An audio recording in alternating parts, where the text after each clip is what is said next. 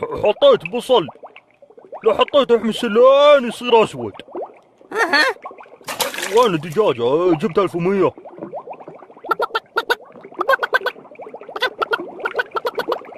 عطنا السكينة بنذبحها. وشوله؟ حطها بس بتموت بالقدر، ما عليك. عارف الدجاج انا. بعدين حط ملح. اخر مرة كان ماسخ يا مريض. زود الملح. ملح. يا ويلي سعابيلي ما اقدر اتحكم فيها. خليه يبرد يا ولد. يبرد في البطن.